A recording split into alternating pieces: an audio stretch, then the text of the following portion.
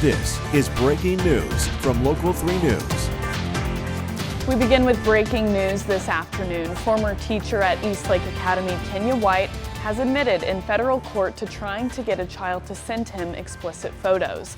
While under investigation for that, he was hired at Chattanooga Prep. And now questions are being asked about how this man was allowed back in a classroom. Thanks for joining us. I'm Leah Bowling in for Latrice Curry. Let's get right to Local 3's Xavier Harris, who's live outside the courtroom. Xavier, what have we learned from the newly released court documents?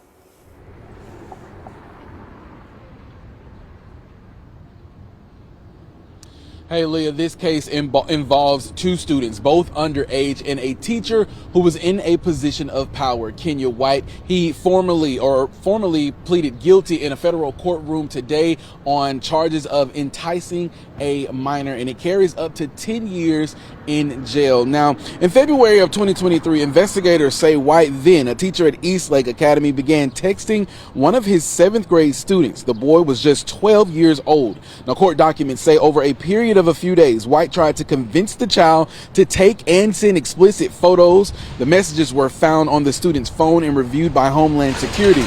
And the story doesn't stop there. Fast forward just a few months later, and somehow White had been hired at another school, Chattanooga Prep. That's where a second student came forward.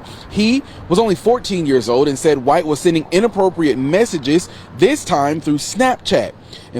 Prosecutors say the messages went on for months. White has now admitted formally to those sets of conducts, and while he's only formally charged for the first incident, the second is being treated as relevant conduct and will factor into how long he is sentenced. Now, that sentence could mean a decade or more behind bars, but beyond the courtroom, the impact is being felt all across Chattanooga. Many parents are upset and wondering how he was hired at Chattanooga Prep. Of course, stay with us as we continue to follow this story as it unfolds. For now, we're live in Hamilton County. I'm Xavier Harris, Local 3 News.